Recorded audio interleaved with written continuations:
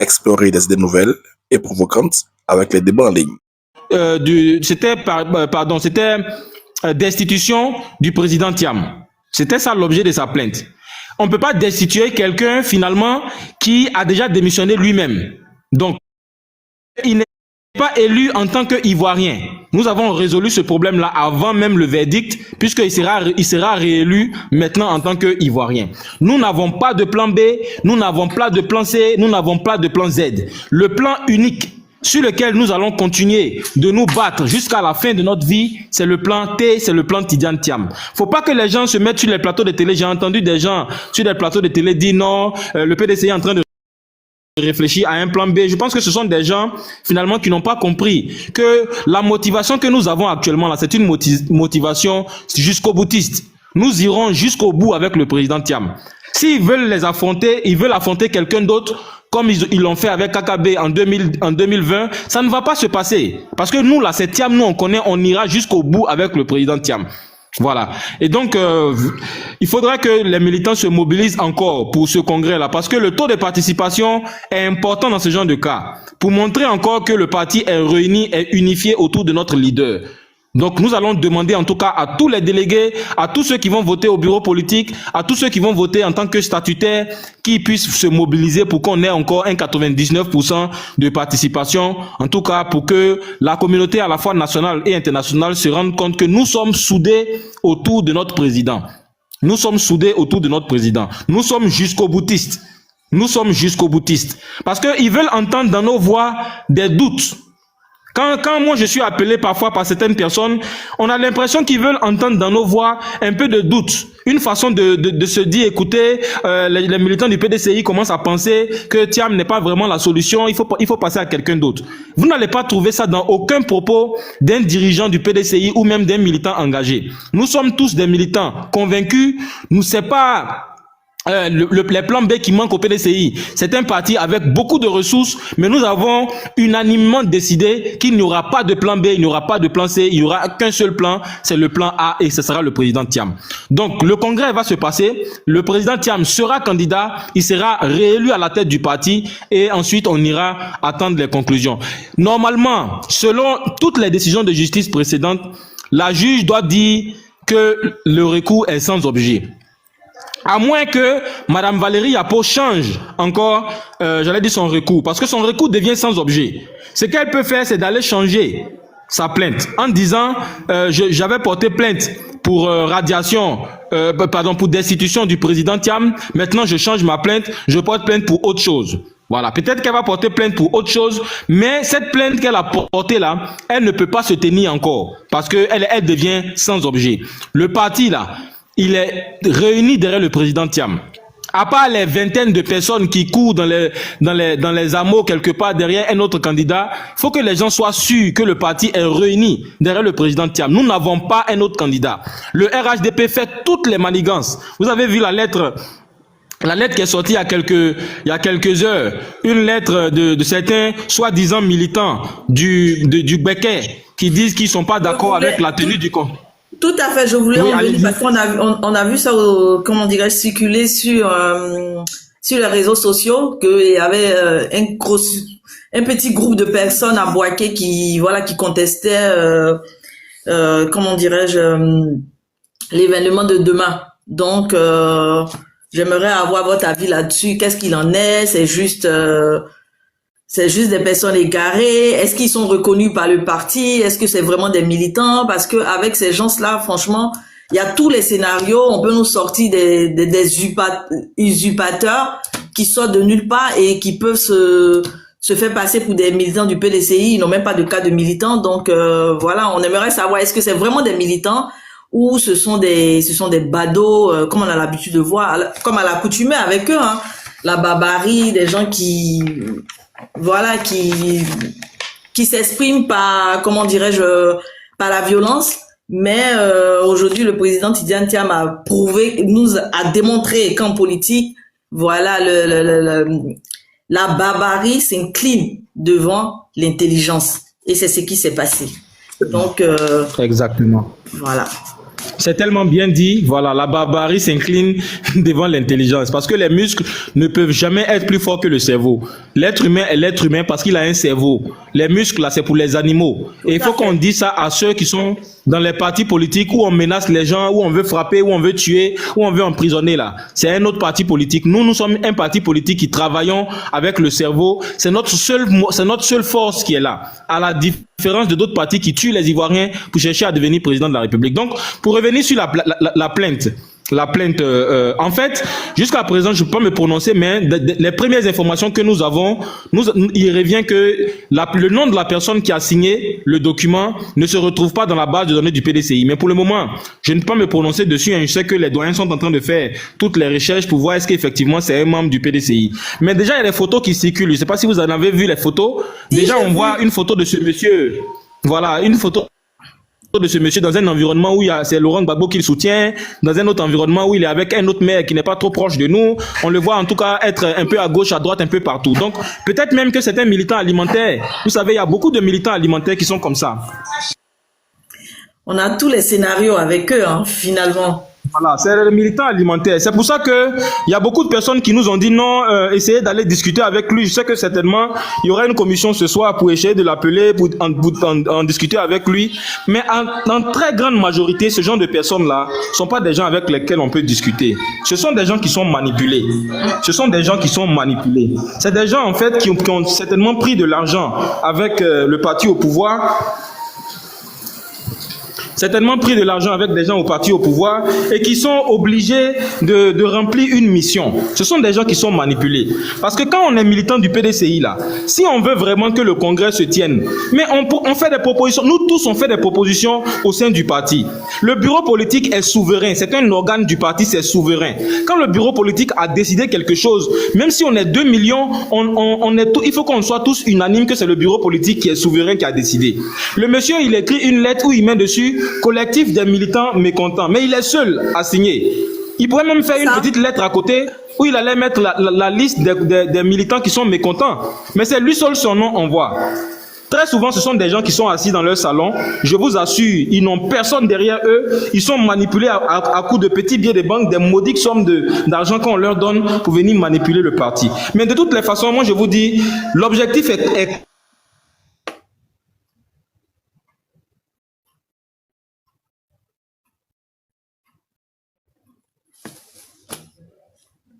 Allô, vous m'entendez? Oui, ça va. C'était interrompu. D'accord. Donc, je disais que l'objectif est assez clair quand vous lisez le document. Apparemment, il adresse le document au préfet. Donc, c'est pour essayer de dire qu'il est possible qu'il ait un trouble à l'ordre public par rapport au Congrès et puis chercher certainement à interdire le Congrès. C'est son seul objectif qui est là. Si vous voyez dans la lettre même, je crois dans le dernier paragraphe ou l'avant-dernier paragraphe, il dit quelque part les militants mécontents vont partir exprimer leur mécontentement. C'est un peu en fait pour dire qu'il est possible qu'il y ait des échauffourées, que les gens se battent un peu, que donc il faut que le procureur puisse interdire cela. C'est son seul objectif qui est là. Vous comprenez? Donc, parce que comme ils ne veulent pas que nous tenons le Congrès avant leur décision de justice, ils vont vouloir peut-être interdire le Congrès encore pour que, comme ils l'ont fait pour la première fois quand le président Thiam devait être élu, ils ont tout fait pour interdire le Congrès et puis finalement, ça a été remis à Yamoussoukro. Donc, tout ça, c'est la peur en fait. Quand vous regardez l'énergie avec laquelle les gens du RHDP se battent là, c'est parce qu'ils savent qu'ils sont proches de perdre le pouvoir. Ils le savent très bien. L'énergie qu'ils ont mis sur Thiam là, je ne pense pas qu'ils ont mis ça sur un autre homme politique pendant ces 15 dernières années. Ils sont en train de mettre une grande énergie sur lui parce qu'en réalité, ils sont proches de leur fin. Je viens de voir dans un commentaire, on va s'éloigner un peu, que elle vient de dire qu'il n'a pas 10 ans de bureau politique. Mais ça, c'est un problème interne au parti. La justice ne peut pas intervenir. Ce sont nos tests, ce sont les tests du parti. La justice peut pas statuer sur ça pour prendre une décision. Déjà que la plainte de Valérie devient sans objet. Sa plainte, elle est sans objet. Oui, Mais en même temps, vous voyez, au fait, même si elle veut introduire ça comme nouveau élément, c'est-à-dire que comme plainte principale, Oui. son ancienne plainte d'abord va être déclarée comme sans objet, et puis elle va introduire ça. Mais de toutes les façons, vous savez, le parti ne peut pas se fourvoyer lui-même. On ne peut pas donner une carte de bureau politique à quelqu'un.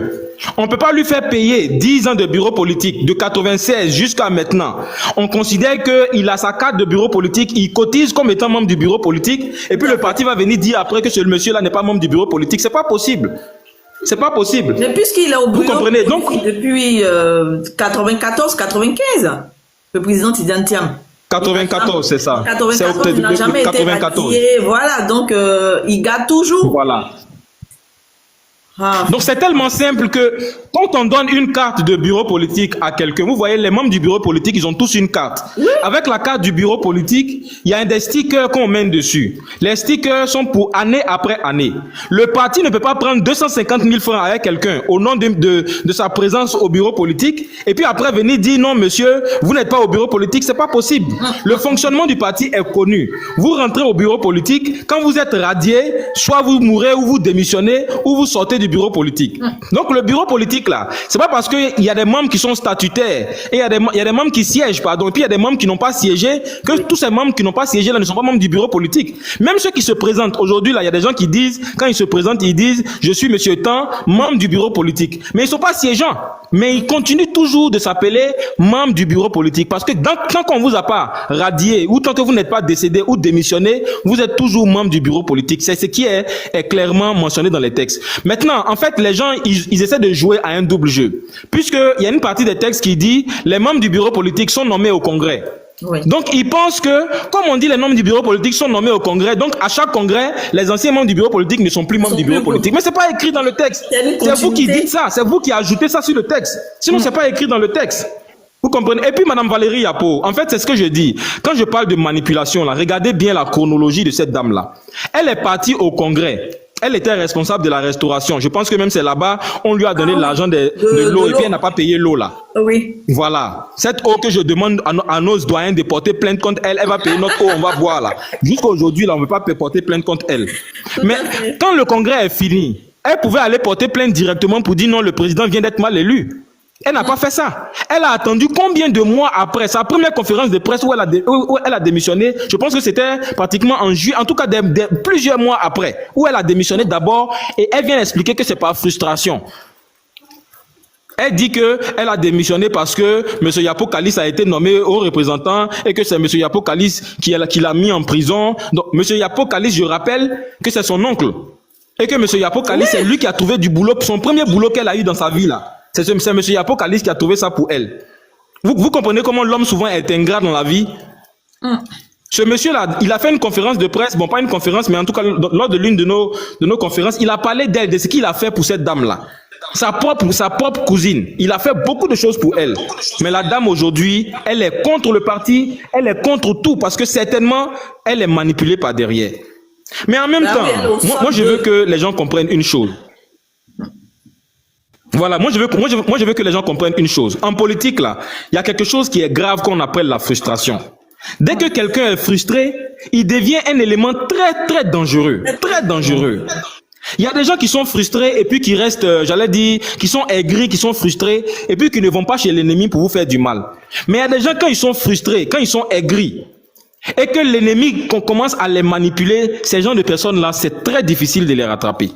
Et ça, c'est vraiment le cas de Madame Valérie Yapo. Pour ceux qui la connaissent bien. Voilà, pour ceux qui la connaissent bien, en tout cas pour les doyens qui nous ont parlé d'elle, comment elle fonctionnait déjà avec le président Bédié avant et jusqu'à maintenant. En tout cas, c'était quelque chose de prévisible déjà dès l'arrivée du président Thiam. Je ne vais pas rentrer dans plusieurs détails ici pour ne pas que, voilà, que ça devienne autre chose. Mais en tout cas, nos aînés nous ont expliqué que c'était prévisible qu'elle soit autant frustrée et que ça arrive jusque-là. Maintenant, c'est quelqu'un qui est manipulé, ça se voit de façon visible, mais il faut qu'on aille jusqu'au bout. Voilà. D'accord, vraiment merci. Je pense que vous avez donné plus qu'il n'en fallait comme information. Et je pense que les personnes connectées ici ont appris certaines informations, d'autant plus qu'elles viennent d'un officiel. Ben, docteur Ousmane, là, à la conférence qu'il y a eu aujourd'hui, contre toute attente, le PDCI nous sort le programme de son président, le programme du PDCI. Qu'est-ce qui s'est passé? On est un peu surpris. Bon, agréablement, on a toujours cru que ça se ferait plus tard, puisque le président Tidiane Thiam lui-même, il a dit, voilà, il n'allait pas dévoiler le programme, il attendrait un peu plus tard pour éviter qu'on nous prenne quelques idées. Sinon, on nous prenne presque toutes nos idées. Et là, on nous sort le programme. Qu'est-ce qui nous a valu ce changement?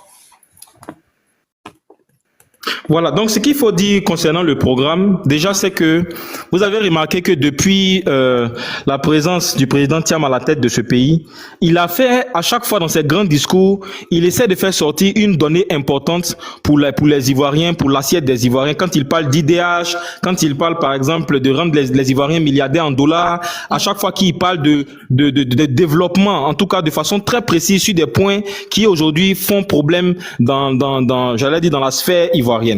Donc, on s'est rendu compte que effectivement, les gens ils veulent fuir ce débat-là. Ça les arrange pas qu'on puisse parler des différents secteurs. Parce qu'aujourd'hui, quand on parle de la santé, les gens vont commencer à plus avoir des yeux dessus, et puis ça leur diminue encore plus l'électorat. Donc, ils ont fait exprès de mettre le débat politique au niveau de la nationalité, au niveau de ces choses-là. Nous-mêmes, on fuyait ce débat-là parce que nous, on se disait, il faut que nous attaquons leur bilan. C'est ça qui était le plus important. Parce que ce sont des gens, aujourd'hui, là, ils ont des difficultés à défendre leur propre bilan parce que beaucoup d'Ivoiriens sont mécontents, sont insatisfaits d'eux. Donc, ils fuyaient ce débat. À chaque fois, si vous voyez sur les plateaux, même quand nous participons à leur débat, dès que vous touchez un point du débat, il va répondre assez vaguement et puis il va fuir pour aller autre part. Pour aller dire non, Thiam, c'est un menteur, Thiam a fait ceci. La distraction. Voilà, exactement.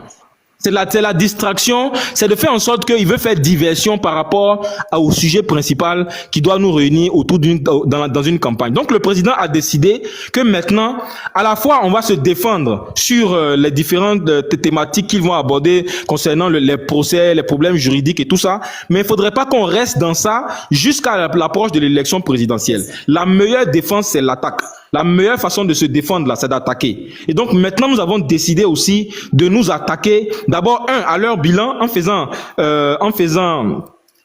mettant en exergue tout ce qui ne marche pas à leur niveau. Moi-même, j'aurai une émission ce jeudi sur PDCI TV où on va faire sortir des images. On va faire sortir des images de certains hôpitaux, de certaines, j'allais dire de certaines, comment ça s'appelle, des écoles, de certains endroits, en tout cas que les gens comprennent que au-delà des discours que nous tenons, il y a aussi une réalité vécue par la population. C'est très important parce que ils ont l'habitude de citer des chiffres, de dire on a construit tel nombre de temps, on a construit tel nombre de temps. Mais au-delà de ça, quelle est la qualité de ce que vous avez construit?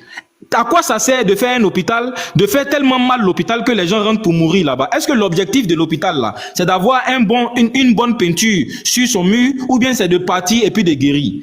Le plus important, c'est de guérir. Donc, quand vous faites un hôpital, par exemple, aujourd'hui, l'étude du docteur Kwame Léou, qui met en évidence le fait que, aujourd'hui, dans les services d'urgence en Côte d'Ivoire, sur 10 malades qui rentrent, il y a 8 qui décèdent. 10 malades qui rentrent, il y a 8 qui décèdent. Est-ce que vous pensez que c'est normal que dans un service d'urgence, on a entre 6 et 8 malades qui décèdent quand 10 malades rentrent là-bas? C'est une statistique qui est catastrophique. Donc ça veut dire en fait qu'ils nous ont vendu des hôpitaux qui sont bien jolis à regarder avec de la peinture, ils font du vuvuzela sur des différents sujets, mais à la réalité des choses, rien n'a été construit de concret. Aujourd'hui là, on n'a même pas besoin de débat même pour ça. Rentrer dans un hôpital à Abidjan, rentrer au CHU de Trècheville, rentrer au CHU de Cocody, aller regarder aux urgences, même les toilettes simplement, regardez simplement les toilettes. Vous allez vous rendre compte qu'on n'est pas dans un pays développé et ces gens-là n'ont rien foutu, ils ne font que du vuvuzela. Donc globalement, disons-nous la vérité, tant que nous allons rester sous la défensive, en train de parler de nationalité, en train de parler de problèmes juridiques, de technicité juridique, ces gens-là, on va éviter de dire la vérité aux Ivoiriens concernant leur bilan. Donc le président nous a enjoint, en tout cas à tout le monde, que nous commençons déjà à parler de notre programme, mais en même temps d'attaquer leur bilan et ce qu'ils ont fait pour les Ivoiriens. En fait, le président, c'est une stratégie pour envoyer le RADP sur les débats de fond. Exactement, vous avez tout compris. Ok. Donc maintenant, c'est-à-dire qu'on n'évitera pas leur débat aussi sur les questions juridiques. Nos juristes sont là, nos avocats sont là, mais en même temps, on va pas passer toute l'éternité à aussi éviter les vraies questions. Les Ivoiriens ont besoin de savoir ce qui se passe réellement. Réellement. Je parlais récemment avec un enseignant qui m'envoyait des images, mais il a près de 120 élèves dans une classe. Mais quand lui, il allume sa télévision aujourd'hui, on est en train de parler d'article 48. Lui, ça l'énerve en fait. Ça l'énerve que on passe toute notre vie en train de parler d'un article qui ne le concerne pas, qui va pas lui donner de la nourriture dans son assiette, qui va pas changer ses conditions de travail et de vie. Ce qui est important aujourd'hui pour nous, en tout cas en tant que militants PDCI, c'est de toucher maintenant les vraies questions. On est déjà trop proche de l'élection présidentielle. Il faut qu'on attaque. La meilleure défense, c'est l'attaque. Tout à fait, tout à fait. Donc là, comme on le dit, c'est le président Tidiane Thiam fait la pluie et le beau temps. Il a décidé qu'on aille sur les débats de fond. Il va les envoyer vers les débats de fond. On va changer de cap. Et là, ils seront obligés de parler de leur bilan inattaquable. Et voilà, ça sera comment dirais-je, la nouvelle, comment dirais-je, les nouvelles trajectoires à suivre. Voilà. Donc, le président Tidiane Thiam, dans sa stratégie, voilà, ramène le RHDP sur les débats de fond, voilà, et ils défendent leur bilan inattaquable, pseudo-bilan inattaquable d'ailleurs. Donc, merci Dr Ousmane, je pense que vous avez plus que répondu à nos préoccupations. Et là, pour le mot de fin, quel est votre message pour les militants? Ces militants-là, parce que on sait, aujourd'hui, ce que les gens doivent savoir, le PDCI veut participer à une élection et veut la gagner. Le PDCI veut pas participer juste à une élection. C'est pour cette raison les gens qui nous parlent de plan A, plan B, plan Z, non. Sinon, c'est pas les candidats qui manquent au parti. Mais on veut gagner cette élection. Et cette élection, la personne susceptible de nous faire gagner, ce n'est autre que Tidiane Thiam. C'est notre choix. Donc, moi, ce que j'aimerais savoir, vous demander quel est le message que vous envoyez à ces militants-là, parce que tout le monde n'est pas, il y a des gens qui sont sensibles, il y a des gens quand ils voient quelques informations les fake news, parce qu'il y a plein de fake news, chacun dit pour lui, surtout avec les acteurs du pouvoir en place. Il y a des militants qui peuvent être affaiblis moralement, moins motivés. Quel est le message que vous portez à ces militants-là? Ces militants-là qui sont un peu fragiles. Mais la majorité, je pense que la majorité des militants sont motivés, mais il y a toujours des personnes un peu plus fragiles qui sont là, qui ont besoin de réponses, qui ont besoin d'être galvanisées. Quel est le message pour ces militants-là? Et le message général ensuite. D'accord. Déjà, ce que je voulais dire à l'ensemble de ceux qui nous écoutent, qu'ils soient de notre parti ou qu'ils ne soient pas de notre parti, déjà, c'est de leur dire que la Côte d'Ivoire nous appartient à nous tous. La Côte d'Ivoire n'appartient pas à un clan. La Côte d'Ivoire n'appartient pas à une ethnie. La Côte d'Ivoire, c'est un bien pour lequel nos parents sont morts. Ils se sont battus. On a fait travailler de travail forcé. Des gens ont creusé le canal d'Evridi. On les a frappés. Des femmes ont marché à Bassam. Beaucoup de personnes sont mortes pour qu'aujourd'hui ce territoire de 322 000 km², là, on appelle ça la Côte d'Ivoire. Ça n'appartient pas à quelqu'un. Faut pas que les gens pensent que le pays là, c'est pour eux. Tout le monde a le droit de pouvoir penser l'avenir de ce pays-là différemment. Nous avons tous ce droit-là. Personne n'a le droit de bloquer l'avenir de notre pays et de penser que c'est pour lui seul. Donc, globalement, ce que je veux dire aux gens, c'est que nous sommes aujourd'hui arrivés à un stade où la Côte d'Ivoire a appartenu à un clan pendant 15 ans. La Côte d'Ivoire a appartenu à une vingtaine de ministres, cinquantaine de directeurs pendant 15 années successives. Ils ont pillé ce pays. Ils ont construit leurs immeubles. Ils ont mangé l'argent. Tellement ils en ont mangé eux et leurs familles complètement. On est arrivé à un stade aujourd'hui où le peuple lui-même s'est rendu compte qu'il passe en dernière position. Il n'est pas la priorité de ce gouvernement. À un moment donné, il faut avoir le courage de dire, nous devons nous battre pour un changement. Ce changement-là ne va pas venir de lui-même. Le changement ne viendra pas si on est assis, parce que quelqu'un peut pas être dans du miel et puis tu vas venir l'arracher le miel sans vraiment avoir un peu de difficulté. C'est totalement normal. Moi, je vous assure que j'ai côtoyé souvent certains hauts responsables de ce pays, mais ils sont dans une aisance qu'ils ne peuvent pas avoir avec leur salaire. Ils sont dans une aisance démesurée. Donc, ces gens-là, quand vous venez les enlever comme ça dans leur aisance-là, imaginez-vous avec quelle colère, avec quelle détermination ils vont se battre. C'est pour ça que nous comprenons toute la haine qu'ils ont contre le président Thiam. Thiam ne leur a rien fait. Si vous avez bien remarqué, avant même que Thiam rentre en politique, là, il y a certains parmi eux qui l'aimaient bien, il y a certains parmi eux qui parlaient de lui positivement. Le président même de la République disait... il parlait de lui dans le panel de haut niveau avec les chefs d'État. Il disait un expert dont les compétences sont reconnues. En fait, c'était une fierté à la fois nationale et internationale. Nous tous, on était fiers d'écouter ses interviews. Depuis qu'il est rentré en politique, c'est pourquoi tu vas venir gâter notre miel là. Voilà le problème qui fait que on est contre lui et on se bat contre lui aujourd'hui. Donc, il faut que nous ayons vraiment la détermination pour aller vers cette Côte d'Ivoire nouvelle. C'est une détermination. Sans détermination, on ne peut pas y arriver.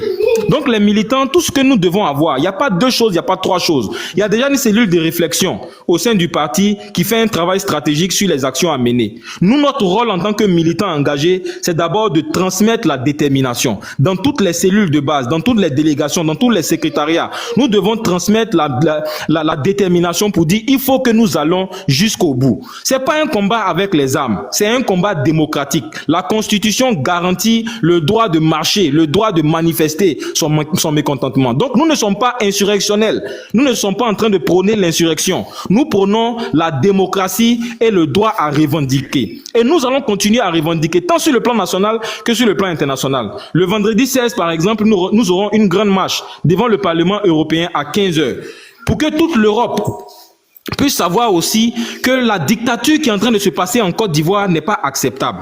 De la même façon que l'Union européenne, la CEDEAO condamne les régimes militaires, les dictateurs militaires, on est fâché, on dit que ces gens-là prennent les armes pour prendre le pouvoir. Mais voilà que des gens en Côte d'Ivoire qui sont obligés de tripatouiller les textes pour enlever un candidat. C'est le même coup d'État. C'est exactement la même chose. Les coups d'État qu'on reproche au pays de l'AES là, c'est exactement la même chose que le gouvernement d'Alassane Ouattara est en train de nous faire actuellement. Refuser qu'un candidat sérieux à l'élection présidentielle puisse compétir. Donc la détermination, vraiment, je voudrais la transmettre aujourd'hui. Si jamais ceux qui m'écoutent là, certaines personnes commencent à affaiblir, d'autres disent il n'est pas sur la liste électorale, est-ce qu'il va candidater? N'ayez aucune crainte pour cela. La pression externe et interne que nous allons mettre va aboutir. La pression externe et interne que nous allons mettre va aboutir. Le régime qui est en place va céder. De façon démocratique, le régime va céder. Le président sera candidat.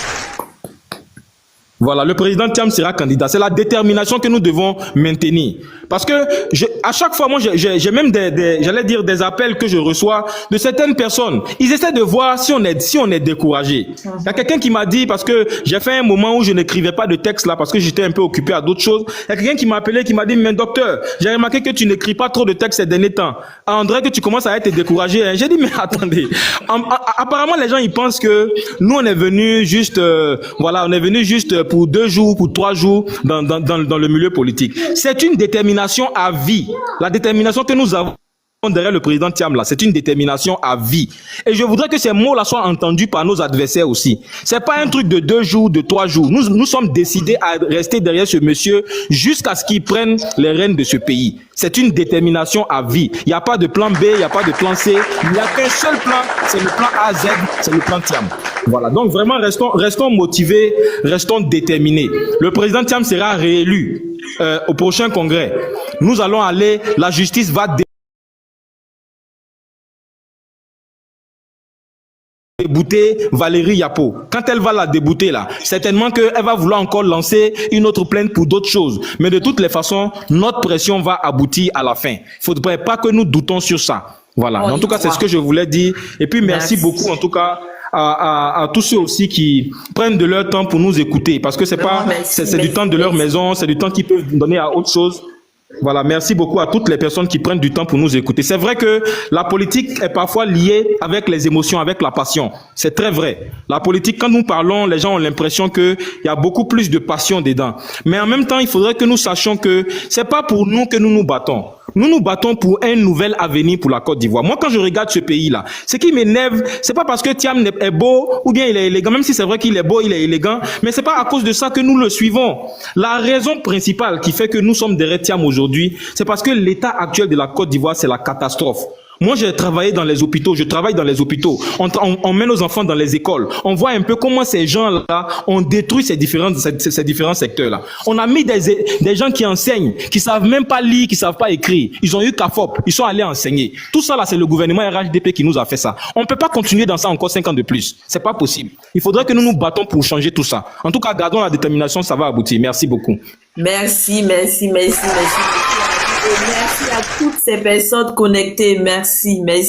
John, Oui, je suis Jonathan. là. Bon, je ne sais pas si Voilà. le docteur Ousmane, vu qu'on tend vers la fin de l'émission, on va appeler ça comme ça, accepter de 2-3 personnes, 2-3 questions, et puis on va mettre fin au live.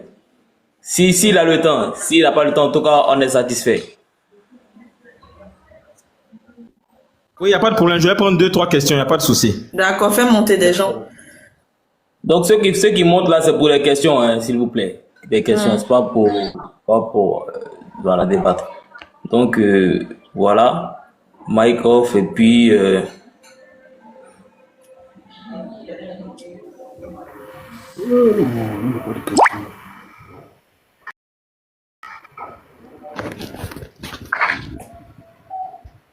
ok, déjà. Monsieur Mike, vous pouvez poser votre question. On va avancer. Non, Allez. bonsoir Jonathan, bonsoir tout le monde, bonsoir docteur. Vraiment, j'ai pas de questions. C'était vraiment pas des questions que je voulais poser. Il n'y a pas de souci. J'ai pas de questions. Bonsoir à tous. Donc, on va passer à RMK d'abord. Bonsoir Mike.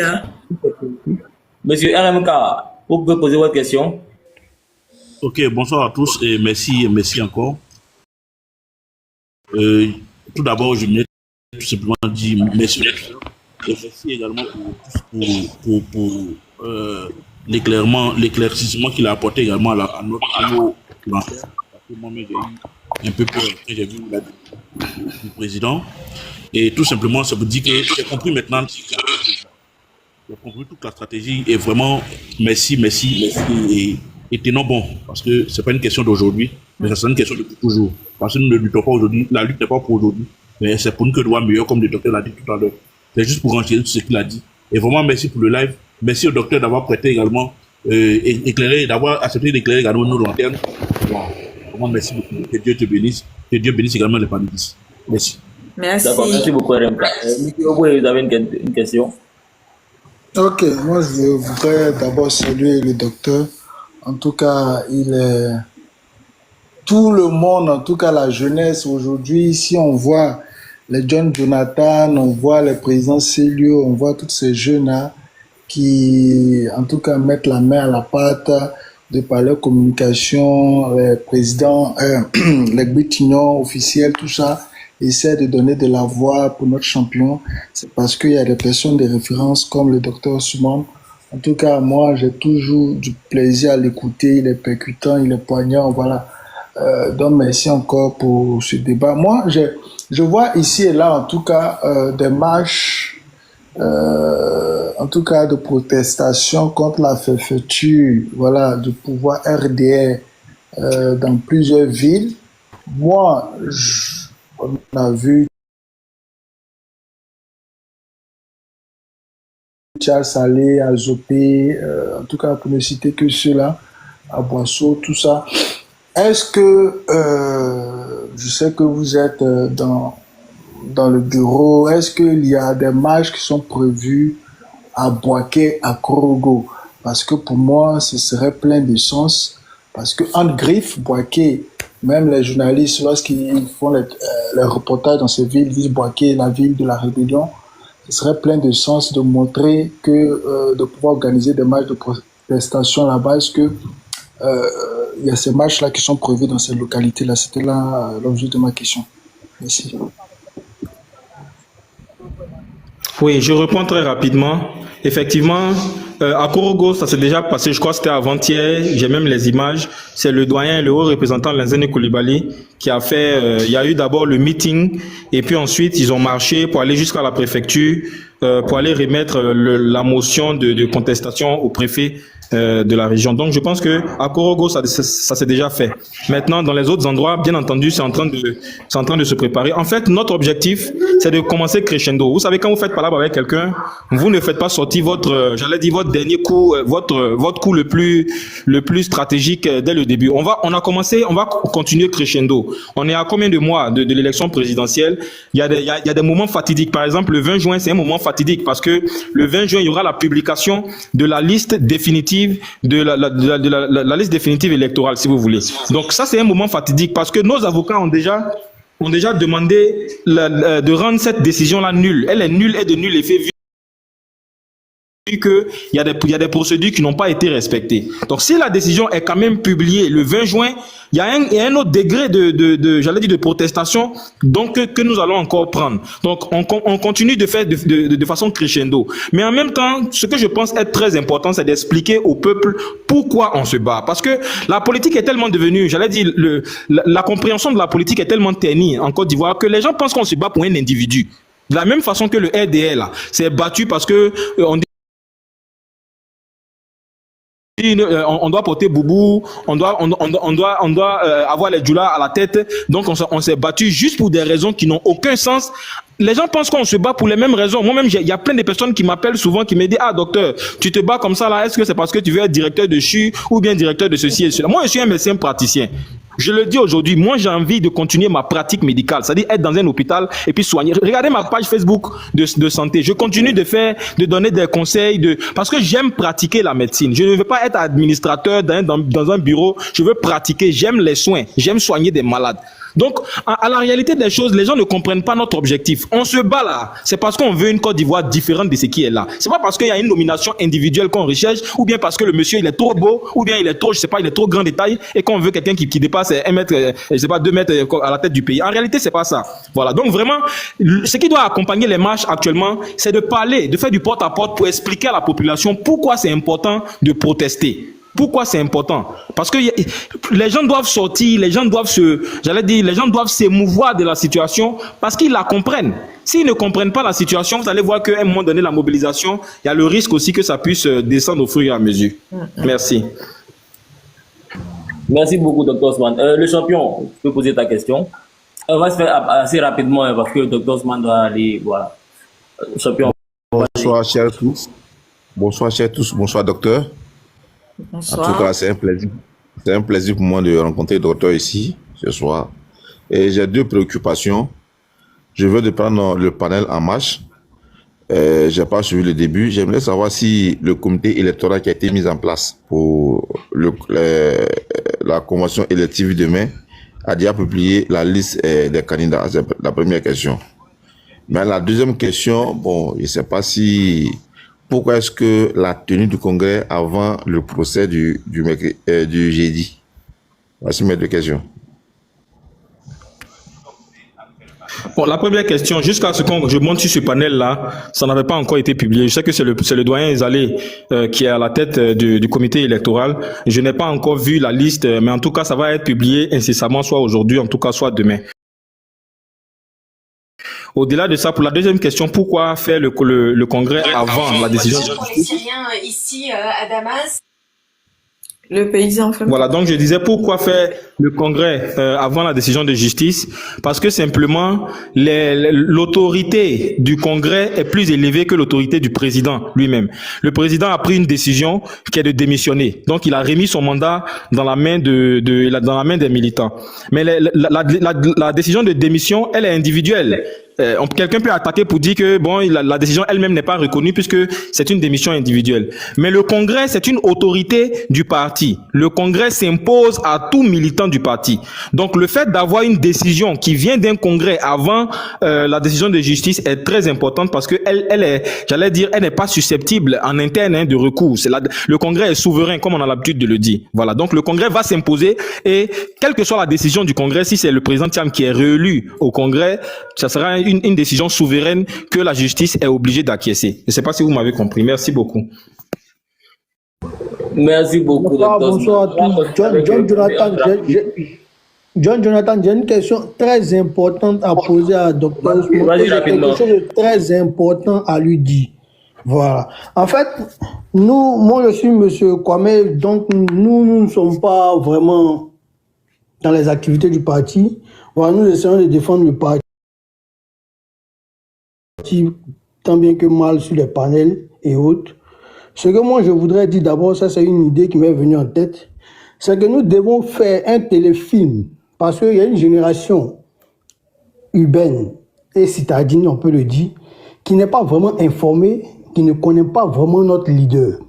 D'abord, nous devons faire un téléfilm qui parle de la Côte d'Ivoire, qui raconte comment le PDCI a perdu le pouvoir, qui raconte ce qui s'est passé après la perte du pouvoir du PDCI-RDA, qui raconte les sacrifices du PDCI-RDA pendant ces moments-là, qui raconte pourquoi M. Tidjane Thiam a dû quitter le pays lors de la crise, qui raconte comment il veut revenir et redonner un certain espoir à la jeunesse ivoirienne. Ce téléfilm-là peut durer pratiquement 45 minutes. Ce téléfilm-là peut faire l'objet de notre campagne, tourner dans tous les villages, dans toutes les communes, dans tous les recoins du pays. Ça, c'est déjà l'idée que je voudrais porter au plus haut point du parti, c'est-à-dire à la direction du parti. Maintenant, je voudrais dire aussi que nous avons besoin de moyens pour travailler sur le terrain. C'est-à-dire quoi? Les différentes sections, les différentes comités de base et donner leurs différents moyens pour qu'ils puissent se déplacer sur le territoire pour commencer la campagne électorale dès maintenant. N'attendons pas qu'on règle les problèmes de justice pour commencer la campagne. En même temps qu'on règle les problèmes de justice, en même temps nous devons travailler sur le terrain, continuer d'essayer de convaincre les Ivoiriens, pour essayer aussi de convaincre les Ivoiriens qui n'ont pas de papier à faire leur papier, parce qu'on peut ouvrir une nouvelle RLE à tout moment. Donc travailler sur tous les terrains, ne pas seulement se concentrer sur cette question de justice, parce qu'ils sont en train d'essayer de nous déconcentrer avec cette question de justice, et c'est à nous vraiment d'être concentrés. Voilà, c'est ce que je voudrais dire à Dr. Ousmane. Merci. Merci Kwame. On va passer au doyen Atola. Doyen Atola, vous pouvez aller pour votre question. Ok, merci beaucoup. Bonsoir à tout le monde. Bonsoir, Dr. Ousmane. Je viens juste de voir la demande de Macher Dodo. Je viens de prendre le panel en cours, mais je veux juste dire que j'abonde dans le même sens que M. Kwame tout à l'heure. Et il faut que nous nous mettions sur le terrain pour continuer le travail pendant que les spécialistes sont en train de travailler de l'autre côté là-bas. Maintenant, je voudrais savoir, est-ce que, à Dr. Ousmane, est-ce que on a fini d'élaborer notre projet de société, et le moment venu, bon, comment on va distiller ça pour que nous puissions expliquer à l'Ivoirien lambda? Je veux préciser que moi-même, j'ai commencé à faire des petites vidéos pour les 6 axes là. J'ai commencé à faire des petites vidéos en langue pour que nos parents qui ne comprennent pas le français puissent entendre de ce que le président Thiam projette de faire pour nous afin de nous attirer encore beaucoup plus d'électeurs. Donc, le moment venu, est-ce qu'il y a une possibilité pour que nous ayons ce projet-là? Et puis, nous allons avoir plus de marge de communication avec la population. Merci.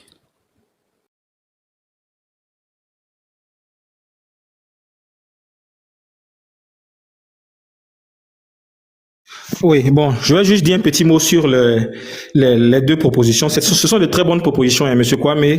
C'est des propositions que nous avions déjà entendues au sein du parti. C'est ce qu'on avait appelé, je pense qu'il y a un doyen qui avait appelé ça la réécriture de l'histoire. C'est-à-dire qu'aujourd'hui, le RHDP veut nous vendre une certaine histoire de la Côte d'Ivoire qu'on veut réécrire pour que les gens, les jeunes générations, ceux qui sont nés en 2002, ceux qui sont nés en 2004, qui grandissent aujourd'hui, doivent au moins comprendre l'environnement parce que eux, ils ne savent pas ce qui s'est passé avant. Ils n'ont vraiment pas forcément l'expérience de vie de comprendre tout ce qui s'est passé avec Bédié, avec Oufoué, jusqu'à aujourd'hui avec Alassane Ouattara. Donc, j'ai déjà entendu parler de cette réécriture de l'histoire à travers des vidéos, à travers des petites capsules, à travers des films et tout ça. Donc, je pense que c'est des choses qui seront mises en place au moment opportun.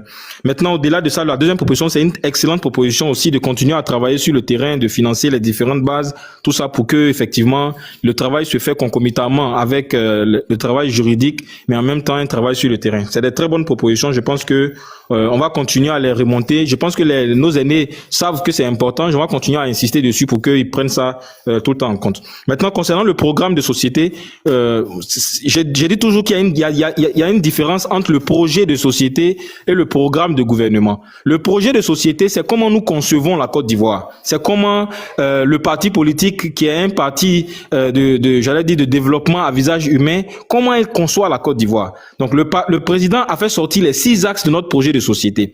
Mais au-delà de ça, il y a des axes qui sont précis. Quand on parle de programme de gouvernement, ce sont des points qu'il faut changer, mais qui sont des propositions très précises. Donc ça, on va attendre forcément. Il y a certaines propositions qui sont tellement précises qu'il est mieux d'en débattre au cours de la campagne, parce que c'est des choses qui sont assez techniques et qui demandent même que ce soit des techniciens qui en parlent et qui échangent avec les gens. Mais au-delà de ça, aujourd'hui, si vous avez regardé la conférence de presse, je pense que le doyen Akossi Benjo, il s'est étalé quand même sur notre projet de société et puis montrer en fait en quel point les 6 axes là sont très importants et comment il a détaillé. Ce que moi je peux vous dire, c'est que faisons en sorte que les différentes paroles que nous disons soient adaptées à ceux qui sont en face de nous. Parce que la Côte d'Ivoire, elle est multiséculaire. La Côte d'Ivoire elle est disparate. Quand vous parlez à un planteur, vous n'allez pas lui parler de économie et équité de la même façon que quand vous parlez à un médecin comme moi. Il y a des façons différentes de parler en fonction de celui qui est en face de vous. C'est la difficulté même de la politique, hein. La grande difficulté de la politique, c'est que un même discours peut être perçu dans une portion de la population de façon très agréable, mais en même temps va être perçu de façon très négative dans une autre portion de la population. Je me rappelle quand le président Thiam a dit, par exemple, que il ne souhaite pas que les fonctionnaires soient milliardaires, mais moi, mes amis fonctionnaires, beaucoup étaient fâchés. Ils disent pourquoi on dit que les fonctionnaires ne doivent pas devenir milliardaires. C'est comme s'il était contre les fonctionnaires. Ils n'ont pas compris l'objectif de ce que le monsieur dit. Le monsieur dit que dans ta fonction de fonctionnaire, là, dans tes responsabilités de fonctionnaire, normalement, tu ne peux pas devenir milliardaire. Que quelqu'un nous explique comment un fonctionnaire dans sa fonction, simplement dans sa fonction de fonctionnaire, il arrive à devenir milliardaire. Sauf s'il ne vole pas. C'est pas possible. Il est obligé de voler. Maintenant, s'il fait d'autres choses à côté qui ne contredisent pas le code de la fonction publique, qui ne contredisent pas le statut général de la fonction publique, bon, il n'y a pas de problème. Il peut, dans des affaires ou des choses à côté, il peut faire ce qu'il veut, puis il peut devenir milliardaire là-bas, il n'y a pas de problème. Donc, le président Thiam n'est pas contre les fonctionnaires.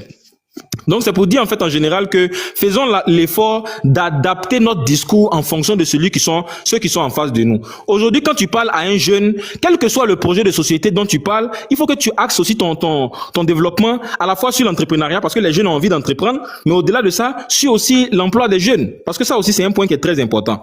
Maintenant, quand tu parles aussi à la société actuelle, c'est vrai que vous allez voir dans les 6 axes, il n'y a pas un point qui s'appelle corruption. Mais quand vous voyez, je pense que c'est l'axe 5 qui s'appelle société inclusive, où le président dit qu'il faut que chacun participe au développement de la Côte d'Ivoire, mais ça parle de la corruption. Aujourd'hui, la corruption doit faire partie de notre discours. Ça doit faire partie de notre discours, parce que l'échec du RHDP est principalement au niveau de la corruption. C'est l'échec principal du RHDP. Ce sont des gens qui ont mangé l'argent du peuple. C'est pour ça qu'ils ont tous grossi. Eux tous, même d'autres font régime même pour perdre 11 kilos.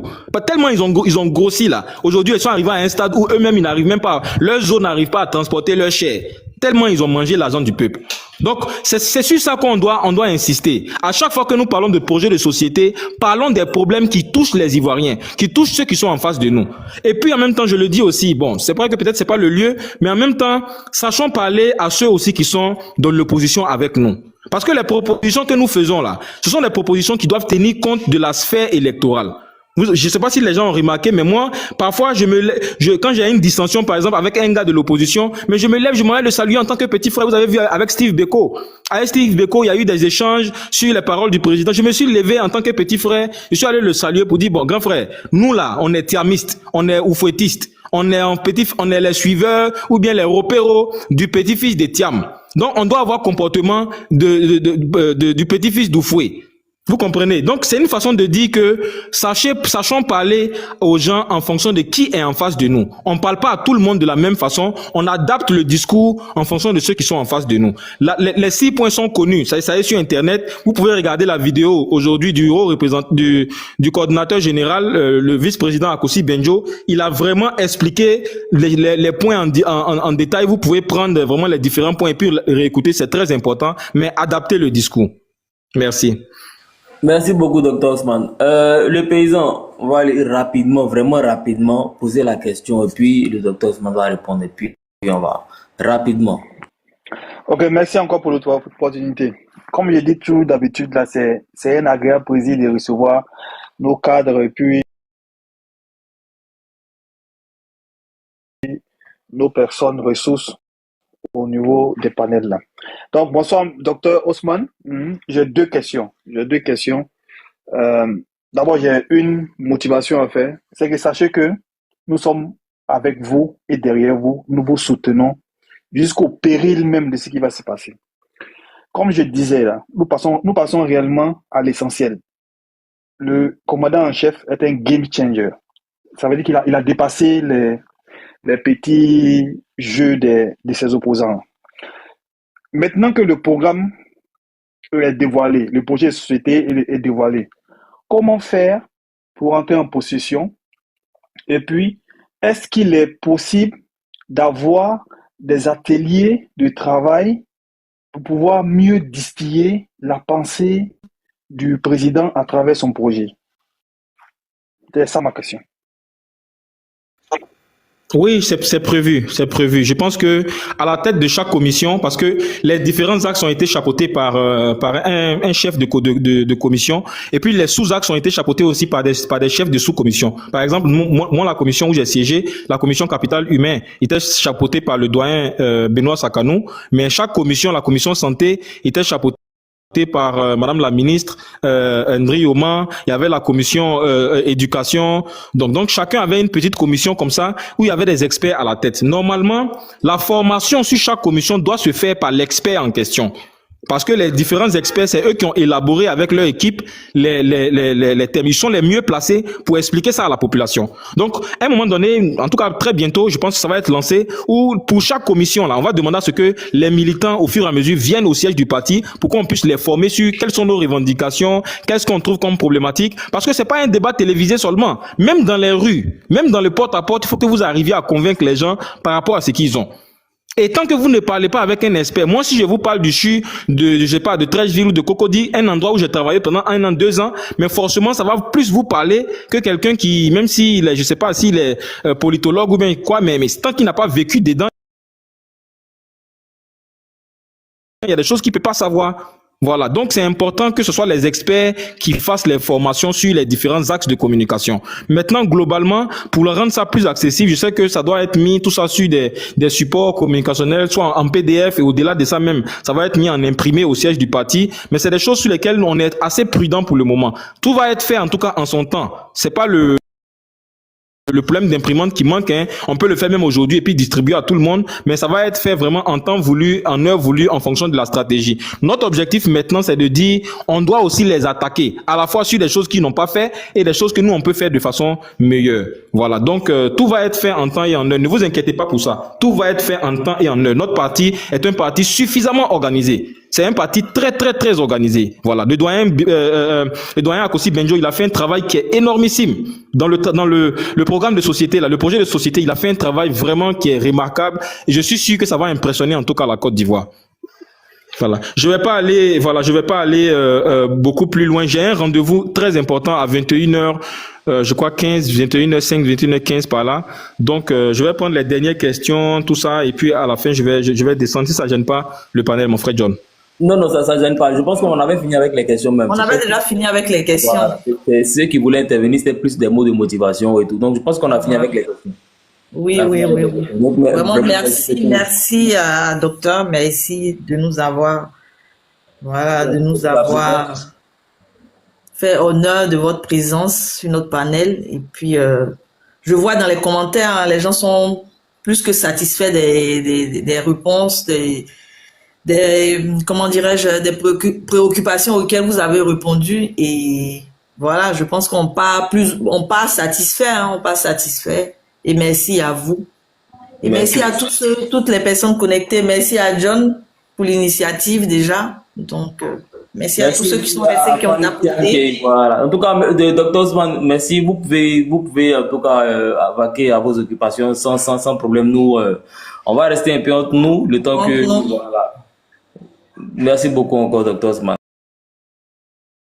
Ok, vraiment merci beaucoup, John. Merci beaucoup pour l'organisation de ce panel-là. C'est vraiment très important pour moi à chaque fois que la considération que tu m'accordes, je te tutoie parce qu'on est des amis, la considération que tu m'accordes et tout ça, vraiment merci beaucoup. C'est très, très valorisant de voir que on nous considère comme ça. Madame Fanny Thiam, je sais que le vrai nom là, j'ai oublié, mais en tout cas, merci beaucoup de la dextérité. Akissi, c'est vrai, non, Baouli. Donc, merci beaucoup, en tout cas, de la dextérité et tout ça. Merci beaucoup. Que le Seigneur fasse que nous restons motivés jusqu'à la fin. Merci beaucoup. Donc, je vais descendre du panel. Merci beaucoup. Merci beaucoup, Dr Osman. Merci beaucoup.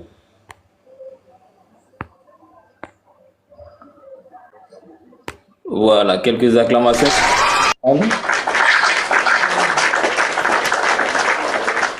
Merci. Voilà, le panel tire à sa fin, pour ne pas dire le panel sans fin. Voilà, Akissi, merci en tout cas pour ta promptitude. Voilà. Et surtout, c'était une belle présentation, belle manière de poser les questions. Voilà. C'est vraiment, c'était ma première fois, j'espère que voilà. C'était pas mal. Bon, merci à tout le monde. Et puis bon, merci à toi, hein, tu m'as mis aussi à l'aise. Et puis voilà, tu sais, quand on est dans le vrai, on est dans un bon combat, la motivation nous permet de braver tout.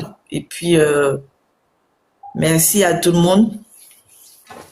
Et puis, je sais pas, chacun m'a dit un mot de fin. Beaucoup de compliments dans les commentaires. Donc, je vous laisse admirer avant qu'elle ne descende. Hein. Voilà. Au PDC, il y a que du bon. Hein. Talent, beauté, tout y est.